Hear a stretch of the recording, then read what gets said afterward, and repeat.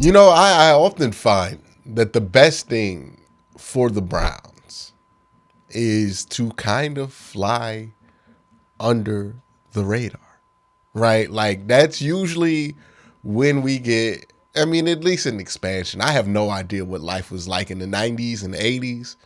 I was like at best five, 1999. Like, well, no, I was four in 1999. I wasn't even five. So I wouldn't know anything before this team moved. All I really know is expansion. And the only times the Brown teams have been good has been when people have kind of overlooked them. And look, they got to grow out of that, right? They got to be good when people are expecting them to be good, because you're never going to win a Super Bowl if you're not good when people expect you to be good. But I think all of the things are in line for the Browns to potentially wake up a lot of people who are asleep. And when I say people are asleep on the Browns, I say this. DeShaun Watson clearly, obviously, to most people, especially outside of Cleveland, even in Cleveland, not the most popular guy in the world. And when I say popular, I don't mean in notoriety. He's very known. I'm talking about as far as public perception is of him. So he had struggles coming back from his 6-game suspension. And I think a lot of people have chosen to take that as their pound of flesh. You know what I mean? They don't feel like the justice system gave him what he deserved or what they felt like he deserved. They don't feel like the NFL suspended him long enough. So the bad 6 games, that was their pound of flesh. And usually when the public gets their pound of flesh on something, they are going to run so far in a ridiculous direction with it that they're going to always end up looking goofy. This happened with Mike Vick, who went to jail for 2 years? Came back. People were furious when he came back. I think people forget this. People were furious that he came back. He had that year where he didn't play. And people were like, see, he's not even that good anyway. That's the first thing we like to do when we want to kick a player out the league, is talk about how they weren't even that good to begin with, when there is clear evidence and tape of that player being as good as that everybody said that player was. We do this. We've done this with multiple players. It's not new, but they did this with Mike Vick, right? They said he wasn't even good to begin with. He's only a backup, all of this. And then Mike Vick has that 2008-2009 season. He has a renaissance in his career. Everybody kind of forgets about the bad takes that they had about Michael Vick coming back from suspension and literal jail. It happens with players often that when we feel like it is the right time for them to be bad, that we kind of put them in that category. And I think that's what's going on with DeShaun Watson. People are looking at a roster with the Browns on it and just kind of dismissing it because they don't think DeShaun Watson's going to be good. I stand by everything that I saw on tape. I think he's going to be fine. They need to make some adjustments, most definitely. I think if you listen to everything they've said, if you just look at what they've been doing, those adjustments are in the process of being made. If those adjustments are in the process of being made, and they've already made the adjustments on the defensive side of the ball, what does this Cleveland Browns team really have to worry about next year? And that might sound ridiculous to say about a team that, again, went 7-10, admittedly, last year. But I'm dead serious. Let's say this defense gets competent. Let's say an offense has a full power DeShaun Watson, a full power Nick Chubb, a full strength offensive line that, when healthy, they are usually the best offensive line in football.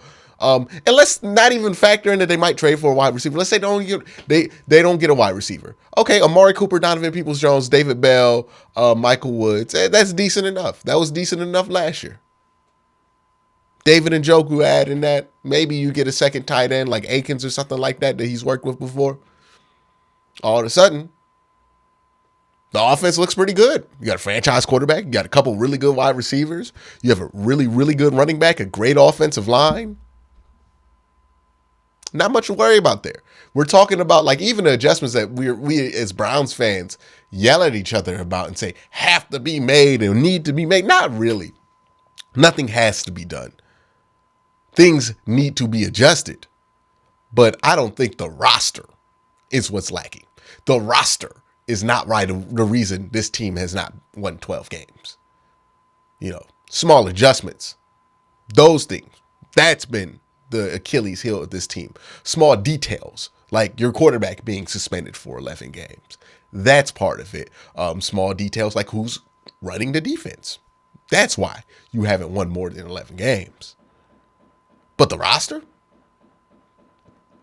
In the right situation, plenty of teams could win 12 games with this roster. It's not the roster. You look at the defense, there's nothing really you need a couple defensive tackles. Defensive tackle play, and I want to reiterate this, it's really hard to get star defensive tackles, right? Defensive tackles like Cam Hayward, Aaron Donald, Deron Payne, like those guys are hard to find. But that's not what the Browns need. We already have our monster sack guy in Myles Garrett. We don't need a monster sack interior defensive lineman. Would it be great if we could get one develop into that? Sure. I'm not going to stop Perrion Winfrey from developing into that if that's what he wants to do. But they don't need it. What they need, league average defensive tackle play. That's not that hard to find.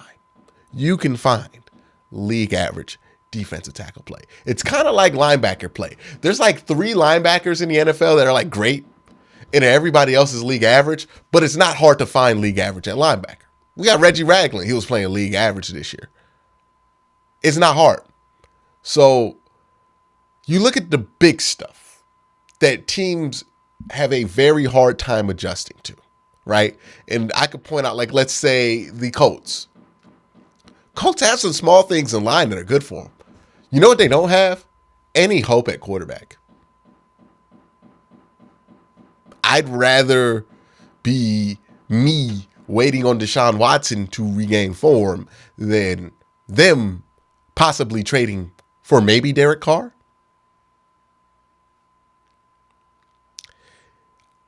You get what I'm saying. People are more down on the Browns than what is justifiable. And I think that has a lot to do with people's personal feelings over some of the players on this roster, and not necessarily a lot to do with how the players on the actual roster, like their ability to play football. And I think that's leading up to a perfect recipe. I think a lot of people are sleeping on the Browns. I think a lot of people are casting them aside and saying that they're the Browns. And it's easy to sleep on the Browns because the Browns ain't done nothing. But let's say, throw out the last 6 games of last season, we just drop this roster onto a new team. Let's not even say it's like the Ravens, the Steelers, or any. Let's just say it's an expansion team, and they announced the expansion team with this roster. People be like, oh, they're going to be good. All of a sudden, they put that Browns uniform over it, and now people just say, hey, we're going to hear all kind of predictions. 8 wins, 7 wins. People are going to say, people have a vested interest in wanting this to go wrong. National media people don't want this to go well because they want to avoid talking about DeShaun Watson, right? Like, that's just pretty obvious what's going on here, is that the more they can avoid talking about him because it's awkward, the more they will want to do that. I understand that, but there's also local people who, still want to hold a grudge about not Johnny Manziel, Baker Mayfield, who still want to hold a grudge about, the decisions or feel like they have something to prove there. So they're not going to want this whole DeShaun Watson thing to work. Me personally, just want the team to win games. I think the obvious way for the team to win the most amount of games is to have a good quarterback. DeShaun Watson's the quarterback. I need him to play well. I think the Browns are going to surprise a lot of people this year. I think a lot of people are sleeping on us, or the Cleveland Browns. And I think that's going to prove to be kind of foolish. A lot of people are writing off DeShaun Watson as if the last time he played a full season, he was not a top 10 quarterback. And I'm not saying he's going to be better than Joe Burrow right away. I'm not saying he's better than Pat Mahomes. But we forget he was in that conversation. How quickly we forgot he was in that conversation. Everybody talks about the contract that he got. Everybody talks about the trade assets the Browns traded, as if this was not a guy that they traded for that was in that conversation the last time he played a full and healthy season. And then we also talk about the trade conversation as if teams haven't done that for worse players. A la Denver for Russell Wilson, a la the San Francisco 49ers for what might be their third string quarterback in Trey Lance.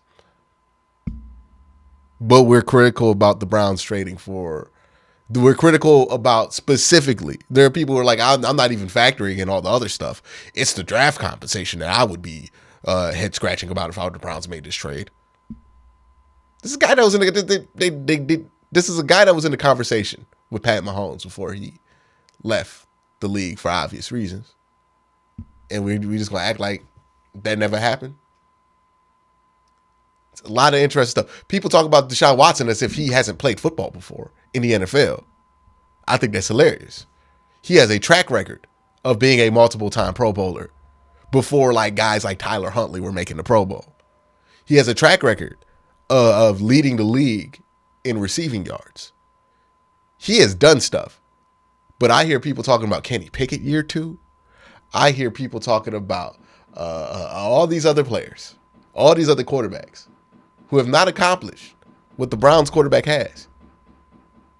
And then they're going to talk about the quarterback here and talk about none of his accomplishments. Kenny Pickett had a 7-touchdown, 9-interception ratio. If you listen to people in Pittsburgh, you swear to God he was great. He wasn't even better than average. He wasn't even the best quarterback in his draft. He got outplayed by Mr. Irrelevant. But they're hyping that up. Baker Mayfield got a lot of hype his rookie year. He had to break the rookie touchdown record to do it, at least. They're hyping up Kenny Pickett like they did Justin Herbert, like they did Baker Mayfield, without any of the work that they did to it. Think about that. Think about that. Could you imagine that?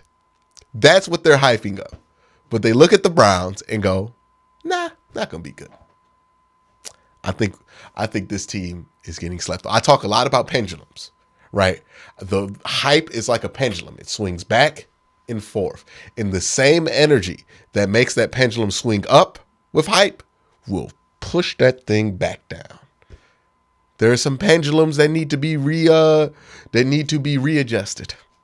The Browns pendulum is in the back.